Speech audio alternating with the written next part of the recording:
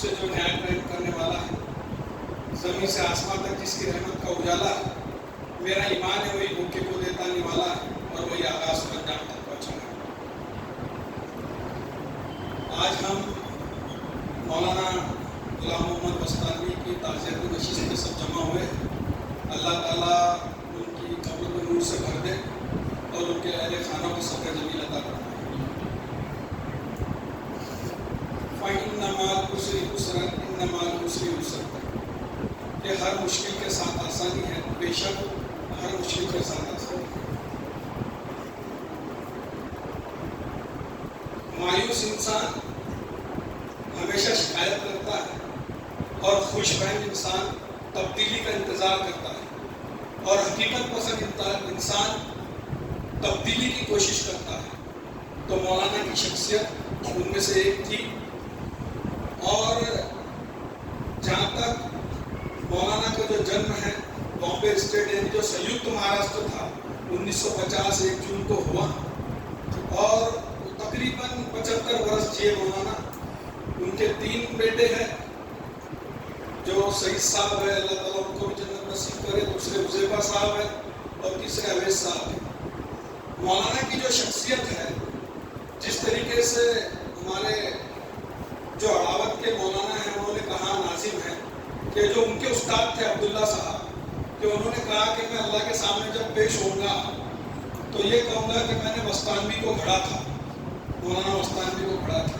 तो जितने भी हमारे यहाँ असातिज़ा किराम मौजूद हैं और कश्मीर से लेकर कन्याकुमारी तक मौलाना ने जितने भी मदारिस बनाए हैं, मसाजिद बनाई हैं, उसमें जो उलमाए किराम मौजूद है, तो उनके हाथ में अल्लाह ताला ने एक बहुत बड़ी अपॉर्चुनिटी दी है, एक मौका दिया है उनको कि वो भी लाखों मस्तानवी घड़ सकते हैं, लाखों मस्तानवी बना सकते हैं।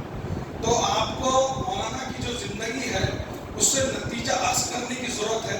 मौलाना का लिविंग ऑफ स्टैंडर्ड कैसा था, उनका रोज़मर्रा की ज़िंदगी कैसी थी, और जो उनकी रोज़मर्रा की ज़िंदगी थी उसको अपनी ज़िंदगी में अपनाने की ज़रूरत है। वो सही मानों में उनको खिराज तहसील होगी, क्योंकि मौलाना ने ऐसा समझो कि वो जो गए यहाँ से दुनिया छोड़ के गए हैं, उन्होंने लाखों नहीं करोड़ों बच्चों को छोड़ के गया है जो कौम और मिल्लत की, इस मुल्क की खिदमत कर रहे हैं।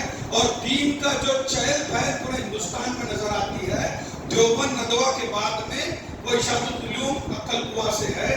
तो आपको मायूस होने की जरूरत नहीं है कि इंसान जो आया है वो एक परेड के लिए आया, उसके बाद में उसको जाना है और आने वाले लोग कम बेश उसको संभालते हैं।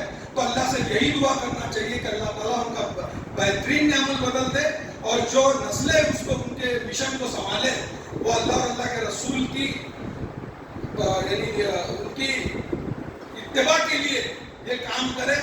और जो अल्लाह के रसूल सल्लल्लाहु अलैहि वसल्लम का आखिरी खुतबा था, उसमें अल्लाह के रसूल सल्लल्लाहु अलैहि वसल्लम ने आखिरी जो बात कही थी कि मैं तुम्हारे बीच में 2 चीज़ें छोड़े जा रहा हूँ, एक अल्लाह के रसूल की सुन्नत और दूसरे किताबुल्लाह।